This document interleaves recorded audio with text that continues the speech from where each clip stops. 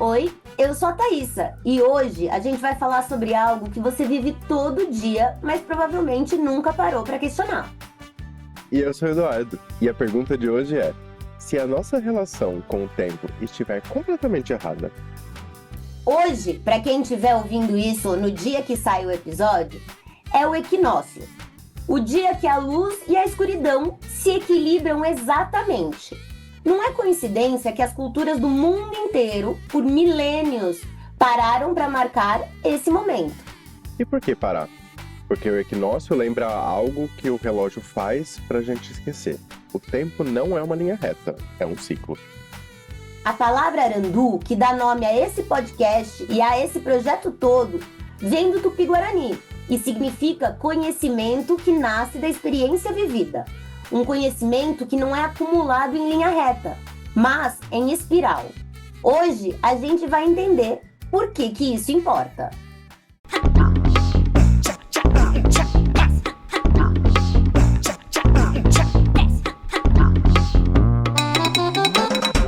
Aranducast. Aprender nunca foi tão divertido de escutar.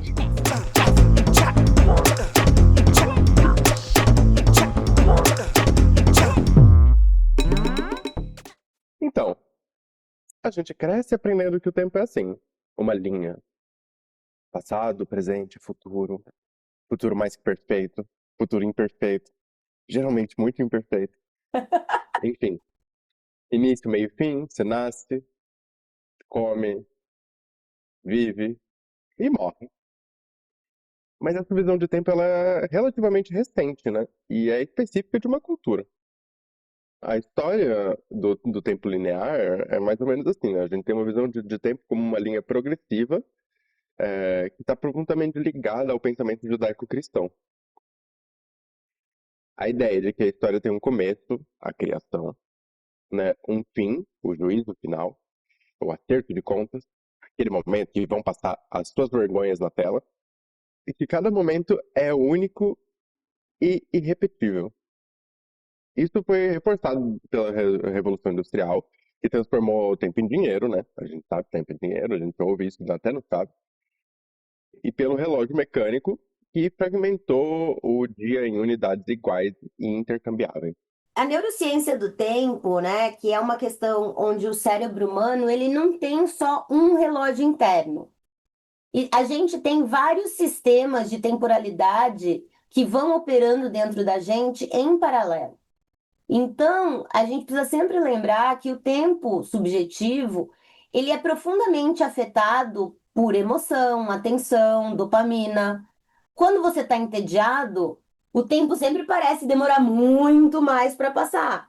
E quando você está num flow, ou quando você está se divertindo, ou quando você está bem consigo mesmo, o tempo quase desaparece, né? Então, o relógio que mede e o tempo que o cérebro vive são duas coisas que são radicalmente diferentes. Eu me orgulho muito de ser uma pessoa que, por exemplo, se eu vou cozinhar alguma coisa e eu preciso falar assim, daqui 5 minutos eu preciso lembrar de olhar tal coisa. Por mais que eu coloque um lembrete, normalmente quando faltam 5 segundos, mais ou menos, eu já tô indo para o negócio e geralmente eu já tô olhando o que eu tenho que olhar. Então, quando eu tô imersa dentro do meu tempo, não sei se isso acontece com vocês, mas quando você está prestando atenção no tempo, você consegue medir ele de uma forma mais adequada. Mas se você está em extremos ou de muita aceleração, né? Quando você está empolgado com uma coisa, quando você está se divertindo, quando você está com seus amigos, você está rindo, etc. Você não está prestando atenção nesse tempo e parece que esse tempo ele voa. E ao mesmo tempo você tá em casa sem fazer nada, tá chovendo, não tem nada na TV, toda hora você tá olhando pro relógio, e aí você fica tipo, nossa, mas passou tipo 1 minuto e faz meia hora que eu tô sentada aqui. E não é isso, né? É o jeito que o seu cérebro funciona, na verdade. E aí vem a virada. Se o tempo já é subjetivo dentro do próprio cérebro ocidental, imagina quando você olhar para culturas que nunca compraram essa ideia do tempo em linha reta. Sim, sim. Porque a gente tem que lembrar que o tempo ele é uma construção filosófica, né? É uma percepção humana. Sim, a gente tem o tempo científico, mas ele não entra com a nossa percepção de tempo. nesse caso. Uma coisa que, antes da gente começar a entrar um pouco um pouco mais do conceito de Arandu, que eu acho que tem muito a ver com esse conceito do tempo, né? Mais um dos episódios aqui que a gente vai usar o termo Tupi-Guarani, né, como foco central, basicamente, desse episódio. Mas antes da gente começar a falar desse conceito de tempo de uma forma, vamos dizer, mais abstrata, né, de uma forma mais conceitual, eu queria parar para pensar um pouquinho sobre essas questões que a gente levantou sobre as construções de tempo, né? Quando a gente pensa, por exemplo, na quantidade de dias que realmente existem dentro de um ano, o jeito mais coerente de se fazer isso seria o quê? A gente ter 13 meses de 28 dias cada. Esses 13 meses de 28 dias, eles são funcionais, especialmente quando a gente considera a natureza na nossa volta, né? Porque um calendário de 28 dias se regula com as fases da Lua. E você acaba tendo, muito similar ao que acontece, por exemplo, no calendário chinês, etc., que por isso que se desloca sempre, né, o ano novo chinês do nosso ano novo, porque eles funcionam num sistema muito mais similar a esse, e o dia de ano novo é um dia portal, né? Ele é um dia que teoricamente não é contado nos calendários. Ele é o dia de renovação realmente espiritual, que quando a gente conta evita qualquer tipo de problema, que é o que a gente tem, por exemplo, com o nosso calendário, que daí vai trabalhar fevereiro, às vezes, com 29 dias, mas cada mês que tem 30, tem mês que tem 31, e toda essa conta. E a gente tem que lembrar que isso é um conceito construído pelos católicos, né? Pelos católicos europeus, especialmente, que focaram muito nesse domínio do tempo e quem domina o tempo, querendo ou não, também domina a vida de quem vive aquele tempo. Então a gente precisa pensar em todo esse contexto e depois a gente pode até trazer, né? Por que não 13 meses se era mais racional? Por que que, a partir disso, né, historicamente, não sei se vocês percebem, o número 13 virou um número de azar também. E isso tem muito a ver com o número 13 estar ligado à mãe natureza, à mulher. Então existe uma necessidade de descentralização desse poder por um poder masculino, porque a gente sabe que essa sociedade hierárquica católica europeia é machista, né? O foco é patriarcal. Então, só queria entrar com um pouquinho dessa reflexão sociocultural, vamos dizer, contextualizando um pouquinho o tempo de por que para gente que foi criado, entre aspas, com esses conceitos de tempo, é importante a gente pensar o tempo de outras formas, né? Sim, por pensar em tempo em outras formas, acho legal a gente entrar nas culturas indígenas brasileiras, né? Que tem um tempo circular presente na cultura deles. Para muitos povos tupi-guaranis, por exemplo, o tempo ele não avança, né? Ele retorna. As estações, as chuvas, os ciclos de plantio, a colheita, eles não são eventos numa linha, né? Eles são presenças que voltam, né? Por exemplo, muitas comunidades nômades, né? Elas ficam num ciclo naquela região, depois elas mudam para outra, depois para outra, depois para outra, e aí eles voltam naquela outra região, que aí a Terra já está descansada e ela já está preparada para participar daquele ciclo de novo. Então, são ciclos dentro de ciclos que tem outros ciclos, são muitos ciclos, eu acho belíssimo. Parece a logo das Olimpíadas. É ciclo para tudo quanto é lado. É tipo uma matriótica de Sim, é uma ciclos. matriótica, é uma matriótica de ciclos. O conceito de tempo mítico, né, onde o passado e o presente coexistem, onde os ancestrais não estão atrás de você na linha de tempo, mas eles estão ao lado, né? Eles são acessíveis através do ritual, da memória, da língua. A gente já falou muito isso no episódio sobre Halloween e sobre conceitos de morte. Quem quiser ver, é um ótimo episódio, eu adoro aquele episódio. Arandu, como exemplo, é um exemplo vivo disso, né? O conhecimento que não é acumulado de forma linear e arquivada, né? Mas ele é incorporado, ele é vivido, ele é passado corporalmente de geração em geração. O ancião, ele não é uma enciclopédia, né? Ele faz parte daquele ciclo que completa um outro ciclo. Né? A gente também vai ter outras culturas de tempo circular, que a gente vai ver em todo o globo, né? O Nauru persa, é celebrado no equinócio de primavera há mais de 3.000 anos, marca o ano novo como uma renovação cíclica, não como uma passagem linear. Aí a gente volta também no grande exemplo do calendário azteca, é que a gente sempre fala, né? Toda vez eu dou risada, porque eu lembro, tipo, ai, acabou o circo, o que que a gente faz? Como se. É que para as pessoas é fácil entender um conceito de você ter um bloco de folhas, que você tem que ir arrancando uma folha de cada vez e depois comprar outro bloco de folhas para continuar arrancando uma folha de cada Sim, vez. Um calendário, para quem não conseguiu imaginar o que eu tava. Mas você não consegue entender que uma coisa circular, depois que acaba a última linha, você volta para o centro e teoricamente ela começa de novo. sim, sim, sim. Mas aí eles usavam dois calendários simultâneos, um solar de 365 dias e um ritual, né, de 260 dias, que se entrecruzavam em ciclos de 52 anos, né? O tempo é como um tecido, né? Não como propriamente um fio, né? Ele se entrelaça, ele se circula, ele tem nós, ele tem várias outras coisas. Isso me lembra The Big Bang Theory, onde eles estão falando sobre o espaço-tempo e a teoria das cordas, e que cordas não se entrecruzam, não tem nós, se você não pensar nelas como tecido.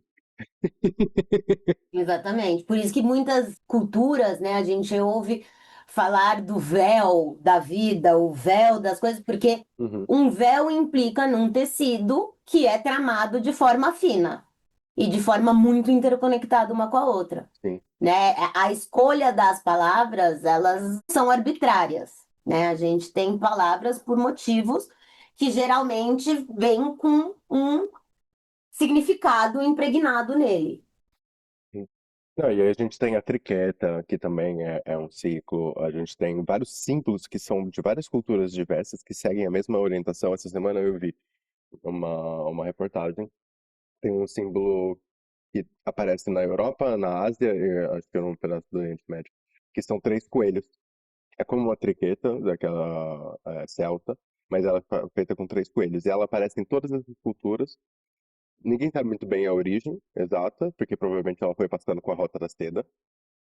Mas a ligação é sempre mais ou menos essa, do ciclo, do começo, meio e fim, e que volta, e é o ciclo eterno, né? E é interessante a gente pensar como coelhos normalmente entram, né? Especialmente através de povos nórdicos e através de povos europeus de forma geral, né? O coelho entra como um símbolo muito forte na questão de ciclo, justamente por causa da fertilidade do coelho e da capacidade de reprodução dele, né? Como isso é. Roedores de forma normal têm essa classe, mas é que o coelho é um roedor fofinho, né? Então é uma Sim, escolha sim. mais Ninguém pega o séria. rato da peste bubônica pra... Choices, choices. Sim. Mas enfim, e aí a gente também tem a filosofia budista, né? A gente tem o Sansara, né, que é a roda do tempo, onde o sofrimento ele vem exatamente da ilusão de que existe um eu fixo avançando numa linha. E na realidade não, você volta em várias vidas e só. Porque você tá sempre naquela ideia de que, não, vai dar bom. Eu sou, não, agora dessa vez vai ser perfeito. E, Sim, na verdade, só vai ser perfeito de fato, de certa forma, simplificando bastante a teoria budista, né? sim, Só vai ser perfeito de fato quando você perceber que o perfeito é inatingível, sim. né? Dentro dessa vida, dentro dessa realidade. Para Sim. você chegar no perfeito, você vai ter que conseguir transpor todas as barreiras físicas para chegar num plano cósmico, astral, onde a perfeição tá lá, né? A perfeição jamais vai estar aqui, né? E Uhum. isso é uma coisa muito doida, né? Porque esse conhecimento, essa lógica, vamos dizer assim, converge diretamente com questões de neurociência mesmo, né? Porque na ciência moderna a gente tem um conceito que é chamado de ritmo circadiano, que é basicamente o relógio biológico da gente que vai regular vários fatores, como sono, hormônios, imunidade, humor. Então é basicamente a redescoberta ocidental de algo que povos originários e orientais, de forma geral, que tem um tipo de estrutura, né, um tipo de cultura estruturada diferente do ocidental, né, no caso, é uma forma, né, de mostrar que o corpo humano ele é o que o Eduardo falou, são vários ciclos dentro de um outro ciclo. Então, enquanto você está vivendo o seu ciclo da vida, né, se a gente for pensar bem Rei Leão, quando você está ali vivendo o seu ciclo da vida, existem vários mini ciclos rodando dentro de você, que são os seus períodos de sono, questões hormonais, né? A gente tem isso mais fácil, talvez, de ser percebido através da mulher, que tem uma variação hormonal maior, vamos dizer assim, do que o homem por causa da menstruação, etc.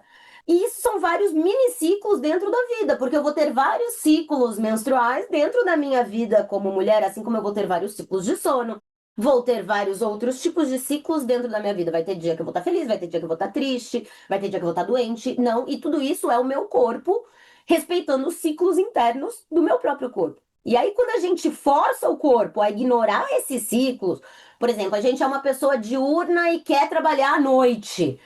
A gente é uma pessoa que precisa ter uma alimentação mais regulada e aí a gente não respeita as horas da que a gente tem fome, né? Ou, ai, vou deixar de dormir para fazer não sei o quê, se privar de sono. Isso tudo vai afetar outros ciclos, porque aí a gente começa a ficar doente e não de uma forma só metafórica, de uma forma literal, né? A gente tem hoje, no mundo geral, né, uma epidemia de ansiedade que tem relação direta com essa violência do tempo linear. A pressão de que cada momento tem que ser produtivo, o passado é desperdício, o futuro é uma urgência, nunca é o presente, nunca é o ciclo que você está vivendo naquele momento. É sempre o ciclo que você vai entrar no futuro, porque o que já passou deixa pra lá, tá passado. E não é, a vida não é isso, né? É toda aquela história da gente ter que aprender com os nossos próprios erros, a gente ter que repensar atitudes que a gente teve na vida para poder evoluir com essas atitudes. Eu comentei isso na internet esses dias. O problema não é você dar um take errado. Todo mundo vai dar take errado. Todo mundo, em algum momento, vai fazer um comentário que. Ai, putz, que infeliz. O ponto é, se você está aberto a evoluir, a pegar esse seu take errado e entender por que ele é errado, e ir lá e tentar melhorar, se melhorar de alguma forma com base nesse take, ele não foi um erro. Ele foi parte de um ciclo de amadurecimento.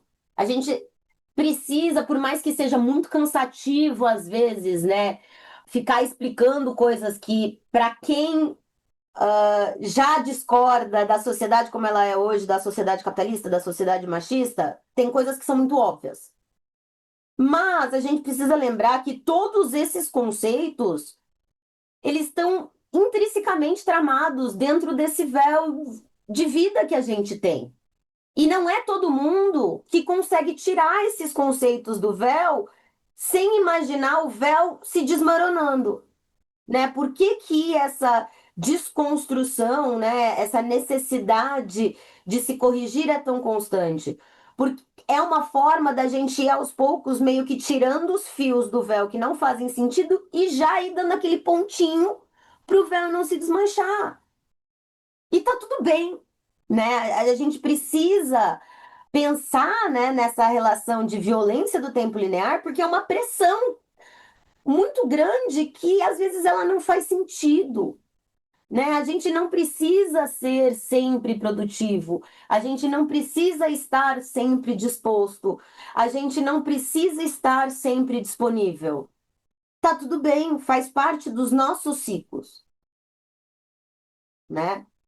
E aí, quando você olha para o conceito de Arandu, que o conhecimento vem do viver, do observar, de repetir, de retomar.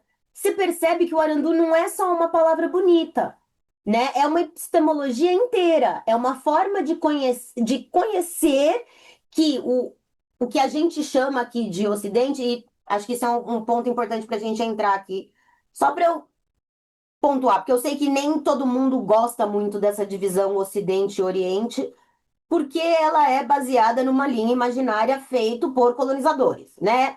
Quem decidiu que era o meio e o que que fica a ocidente desse meio e o que que fica a oriente desse meio, né? Hoje em dia muito se questiona, né? Por isso que a gente não trabalha mais, né, com os termos o Oeste Oriental, né, que nem era chamado. A gente trabalha com o Oriente Médio, porque a gente começa a entender, né, certas referências, vamos colocar assim, né? Porque é isso. Eu estou usando esses termos aqui, a gente está usando esses termos aqui, mas por um motivo de facilidade de compreensão. Mas eu acho importante a gente fazer esse asterisquinho aqui para pensar que também isso, assim como outros conceitos que a gente tem, são conceitos coloniais, né? E a decolonialidade é uma necessidade que a gente precisa aplicar constantemente para a gente poder se livrar de certos preconceitos que já estão enraizados dentro dessa nossa sociedade, né? Então, a gente pode falar um pouco mais disso mais para o futuro, sobre termos, e coisas que eram faladas de uma forma e hoje a gente precisa repensar isso, porque a forma como elas eram faladas antes trazia com elas impregnado, às vezes, uma história ou um conceito que é relativo, que é baseado naquela perguntinha que a gente sempre faz, né? Quem conta a história? O vencedor, né? Mas a história não tem só o lado do vencedor. E hoje a gente começa a levar isso um pouco mais em conta, eu acho. E começa a se questionar de como a gente construiu essa história e dos termos que a gente escolheu para definir essas coisas dentro do nosso vocabulário. Porque é isso, a língua é viva. A gente já falou sobre isso várias vezes. É o nosso papel como cidadão do mundo de usar as palavras dentro do que elas querem dizer de fato ou ressignificar elas para um novo significado, o que é aceitável também, né? E já aconteceu com milhares de palavras durante a história, porque a palavra começa a ser utilizada de forma diferente. Aí vocês vão me perguntar, tá, mas como é que isso afeta a vida concreta de quem tá aqui em 2026? Muito legal, muito bonito o que vocês estão falando. Mas como é que isso tudo afeta 2026, né? Com esses deadlines, com ansiedade, com notificação do celular? Primeiro, a gente tem o clássico conhecido de muitos, infelizmente, que é o burnout como doença do tempo linear.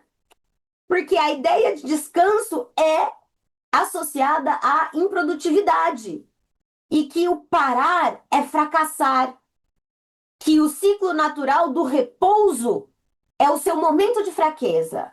E é exatamente isso que faz o burnout acontecer. Porque você não respeita o seu ciclo interno de descanso, de lazer, de fazer nada. Fazer nada é importante. Façam nada às vezes, tá tudo bem. Fica pensando na vida, fica olhando pro teto.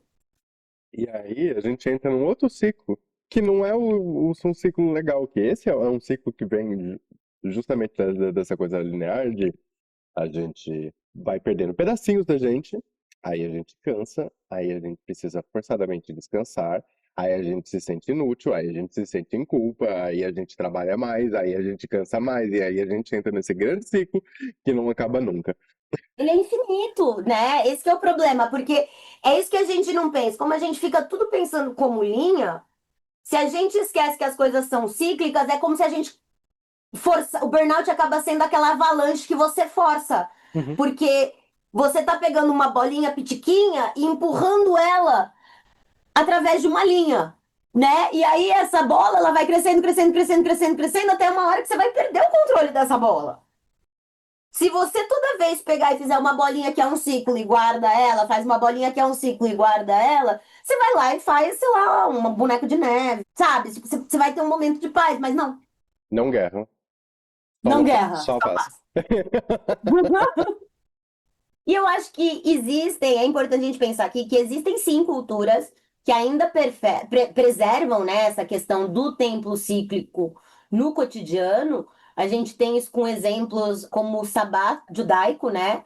E a tecnologia é obrigada a ser interrompida, né? No final na sexta-feira para o sábado, né? Que eles não podem. Eu trabalhei num hotel nos Jardins que tinha muitos judeus. E os judeus, eles sempre ficavam no primeiro andar, porque de sexta para sábado eles não podiam usar coisas elétricas. Então, eles não podiam usar o elevador, eles não podiam fazer várias coisas. E, inclusive, o hotel que eu trabalhava era aqueles de cartão, né? Que você tinha que bater o cartão. Sempre tinha que subir um mensageiro junto com o pessoal para abrir a porta para eles, porque eles não podiam abrir ela, porque tudo ali era ligado à tecnologia e eles não poderiam mexer. Então, eles não acendiam as luzes do quarto. É uma coisa bem interessante, porque é uma questão de respeitar o ciclo, porque quando você se desliga de todas essas tecnologias que a gente tem hoje, você é obrigado a entrar nessa questão interna, né, sua. É a mesma coisa que acontece, por exemplo, com a siesta no Mediterrâneo, de forma geral. Depois que você teve um ciclo inicial da manhã de trabalho, você tem ali um período de descanso para recomeçar o seu ciclo da tarde, né? Rituais de povos andinos, etc. Todas essas questões ainda são cíclicas e não é uma questão de atraso, é uma questão de design biológico. E a grande ironia para mim disso tudo é que o que a gente vê hoje nesse mundo ocidental, de forma geral, como wellness, como bem-estar, que é, né, a meditação, a yoga, o mindfulness, ir para lugares que tenha bastante natureza para fazer uma trilha, para fazer alguma coisa. Isso é basicamente a gente redescobrindo e vendendo, criando um comércio de um produto que outras culturas nunca cobraram e nunca deixaram de fazer, que fazem parte da cultura delas, né? Eu acho isso sempre uma coisa muito maluca, assim, se a gente para pensar, né? Porque o que é o cotidiano de outras pessoas que eles aprendem como parte da vida deles e do bem-estar, a gente precisa comercializar. A gente precisou comercializar a meditação ou as outras coisas para praticá-las. E até você falou do negócio da trilha, a gente até teve um meme recente sobre isso, né? Que a menina abandonou, porque não era o estilo de vida dela. Abandonou o amigo na trilha. É assim a vida. Aí a gente vai ver, você vai pra fazer a trilha junto, a pessoa te abandona porque não é o estilo dela ficar parado. Porque você tá passando mal, né?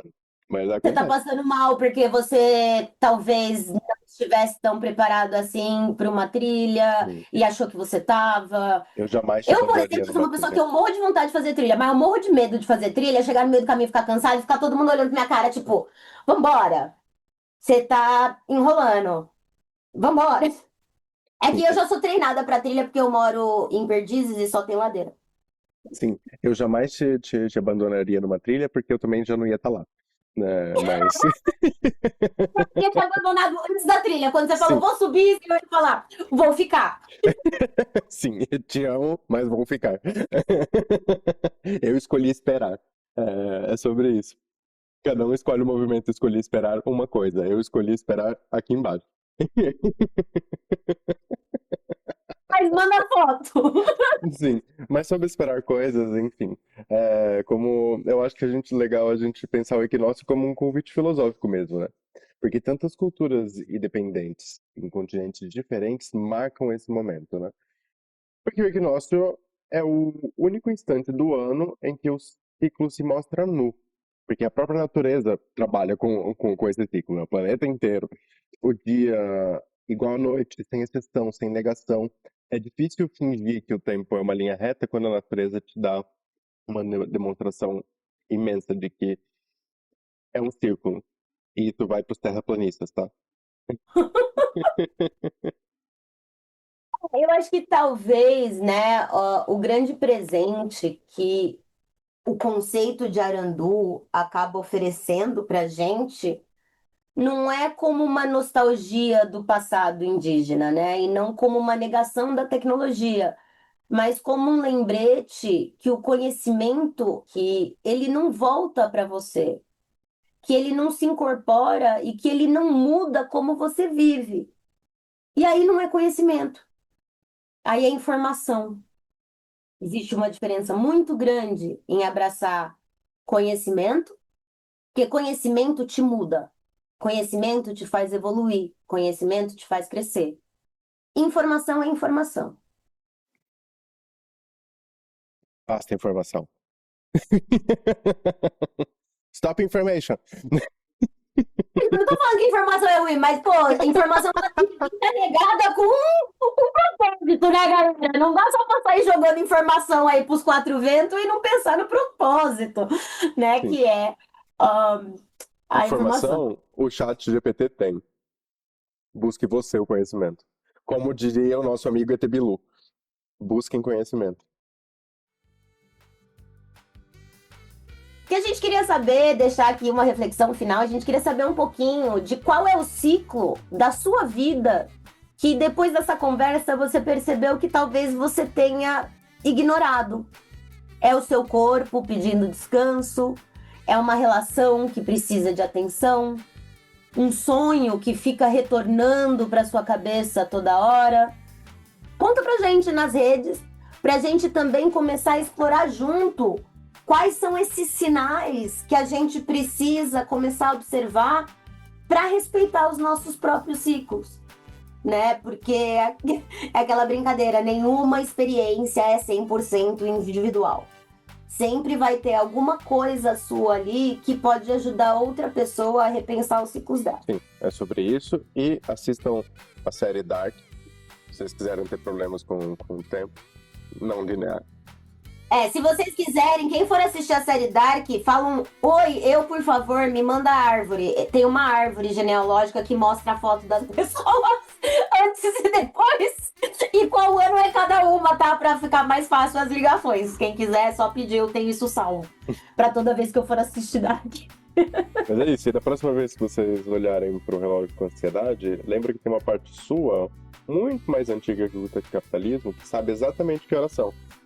Bom, ou não, se você estiver trancado numa sala com luz artificial e sem janelas, que a gente falou sobre isso no episódio passado. Mas, enfim, se você estiver numa situação natural, geralmente seu corpo vai te contar alguma coisa. Muito legal, que, assim, o primeiro exemplo que você optou foi tortura. achei.